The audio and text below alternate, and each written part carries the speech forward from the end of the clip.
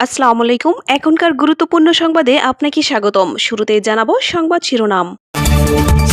BSEC journalism excellence award পেলেন 9 সাংবাদিক। 5 মাসে বাণিজ্য ঘাটতি বেড়ে $940 কোটি। 40তম ফোবানা কনভেনশন অনুষ্ঠিত হবে সেপ্টেম্বরে। শুনছিলেন শিরোনাম, এবারে বিস্তারিত। পুঁজিবাজার ভিত্তিক সাংবাদিকতার উল্লেখযোগ্য অবদান ও পেশাদারত্বের স্বীকৃতিস্বরূপ BSEC capital market journalism excellence award পেয়েছেন 9 জন সাংবাদিক। এদের মধ্যে 3টি ক্যাটাগরিতে 3 জন বিজয়ী এবং 6 জন বিশেষ পুরস্কার অর্জন করেছেন। বৃহস্পতিবার Bangladesh securities and exchange commission এক অনুষ্ঠানে আয়োজনের মাধ্যমে এই পুরস্কার দেওয়া হয়।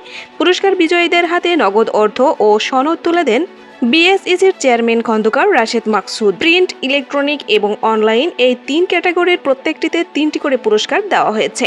প্রত্যেক ক্যাটাগরিতে একজন বিজয়ী এবং 2 জন বিশেষ পুরস্কার অর্জন করেছেন। প্রিন্ট ক্যাটাগরিতে বিজয়ী হয়েছেন ইংরেজি দৈনিক দ্য ডেইলি স্টার এর জ্যেষ্ঠ প্রতিবেদক আহসান হাবিব রাসেল। এই ক্যাটাগরিতে বিশেষ পুরস্কার পেয়েছেন দৈনিক ইত্তেফাকের জ্যেষ্ঠ প্রতিবেদক জলিল রায়হান মুন্না এবং দৈনিক সমকাল এর জ্যেষ্ঠ প্রতিবেদক আনোয়ার ইব্রাহিম। মিডিয়া ক্যাটাগরিতে বিজয়ী হয়েছেন ইন্ডিপেন্ডেন্ট টেলিভিশনের জ্যেষ্ঠ প্রতিবেদক তৌহিদুল ইসলাম রানা। এই ক্যাটাগরিতে বিশেষ পুরস্কার পেয়েছেন এখন টিভির নিজস্ব প্রতিবেদক আতাউর রহমান এবং যমুনা টেলিভিশনের জ্যেষ্ঠ প্রতিবেদক আলমগীর হোসেন। আর অনলাইন ক্যাটাগরিতে বিজয়ী হয়েছেন রাইজিং বিডির জ্যেষ্ঠ প্রতিবেদক SM নুরুজ্জামান তামিম। এই ক্যাটাগরিতে বিশেষ পুরস্কার পেয়েছেন জাগো নিউজের জ্যেষ্ঠ প্রতিবেদক সাইদ শিপন এবং বাংলা নিউজের জ্যেষ্ঠ প্রতিবেদক SM এ কামাল। পুরস্কার প্রাপ্তদের প্রতিবেদন মূল্যায়ন ও তাদের পুরস্কারের জন্য মনোনীত করছে 6 সদস্যের জুরি বোর্ড কাজ করেছেন। এদের মধ্যে ঢাকা বিশ্ববিদ্যালয়ের শিক্ষক গবেষক, বিএসইসির প্রতিনিধি এবং সাংবাদিক প্রতিনিধি ছিলেন। Bangladesh securities and exchange commission আয়োজিত এই মর্যাদাপূর্ণ পুরস্কার পুঁজিবাজার বিষয়ক দায়িত্বশীল, তথ্যনির্ভর ও অনুসন্ধানী সাংবাদিকতার স্বীকৃতি হিসেবে প্রদান করা হয়েছে। এদিকে আমদানিতে যে পরিমাণ খরচ করতে হচ্ছে তার চেয়ে রপ্তানি আয় কম হওয়ায় বাণিজ্য ঘাটতির আকার বড় হচ্ছে। চলতি 2025-26 অর্থবছরের প্রথম 5 মাসে দেশের পণ্য বাণিজ্য ঘাটতি দাঁড়িয়েছে $940 কোটি 70 লাখ, যা গত অর্থবছরের একই সময়ের তুলনায় 15.63% বেশি। 2024-25 অর্থবছরের একই সময়ে পণ্য বাণিজ্যে ঘাটতির পরিমাণ ছিল $793 কোটি 70 লাখ। বুধবার বাংলাদেশ ব্যাংকের বৈদেশিক লেনদেনের চলতি হিসাবের ভারসাম্য হালনাগাদ প্রতিবেদনে এ তথ্য উঠে এসেছে। বাংলাদেশ ব্যাংকের তথ্য অনুযায়ী চলতি অর্থবছরের জুলাই-নভেম্বর সময়ে দেশের বিভিন্ন ধরনের পণ্য আমদানি করেছে $2,759 কোটি 40 লাখ, যা আগের অর্থবছরের একই সময়ের তুলনায় 6.1% বেশি। গত অর্থবছরের প্রথম 5 মাসে আমদানি হয়েছিল $26.01 বিলিয়ন পণ্য। একই সময়ে পণ্য রপ্তানি থেকে আয় হয়েছে $18.18 বিলিয়ন, যা গত অর্থবছরের তুলনায় মাত্র 10.6% বেশি। আগের অর্থবছরের জুলাই-নভেম্বর সময়ে রপ্তানি আয় ছিল $18.07 বিলিয়ন।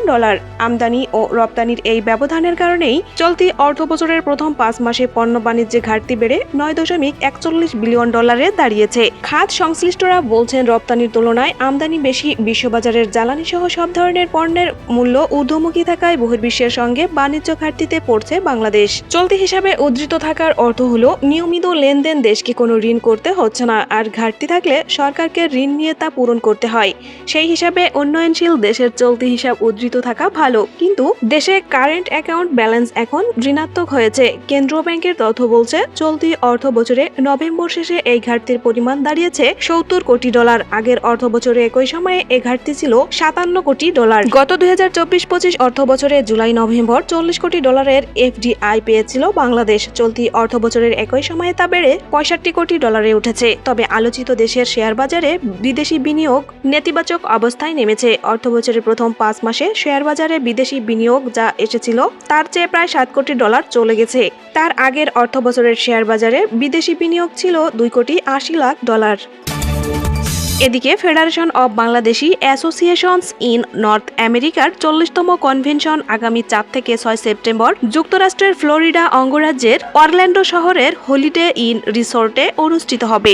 বৃহস্পতিবার ঢাকা রিপোর্টার্স ইউনিটে আয়োজিত এক সংবাদ সম্মেলনে এ তথ্য জানানো হয়। সংবাদ সম্মেলনে জানানো হয়, এবারের কনভেনশনটি বিশেষভাবে তাৎপর্যপূর্ণ, কারণ এর মাধ্যমে ফোবানার 4 দশকের গৌরবময় যাত্রা উদযাপন করা হবে। দীর্ঘদিন ধরে উত্তর আমেরিকার বসবাসরত বাংলাদেশিদের ঐক্যবদ্ধ করা, সাংস্কৃতিক পরিচয় সংরক্ষণ, নেতৃত্ব বিকাশ এবং আন্তর্জাতিক সম্পৃক্ততায় ফোবানা গুরুত্বপূর্ণ ভূমিকা রেখে আসছে। এবারের কনভেনশনের আয়োজনগুলোর মধ্যে রয়েছে ফোবানার 40 বছর পূর্তি উপলক্ষে বর্ণাঢ্য উদ্বোধনী অনুষ্ঠান, বাংলাদেশের ঐতিহ্য ও সংস্কৃতি তুলে ধরতে সাংস্কৃতিক পরিবেশনা, কমিউনিটি নেতৃত্ব ও মত বিনিময় সভা, যুব ও নতুন প্রজন্মের নেতৃত্ব উন্নয়ন কার্যক্রম, ব্যবসা বিনিয়োগ ও নেটওয়ার্কিং সেশন, নারী অংশগ্রহণ ও ক্ষমতায়নমূলক আয়োজন, বাংলাদেশি খাবার ও সংস্কৃতির প্রদর্শনী।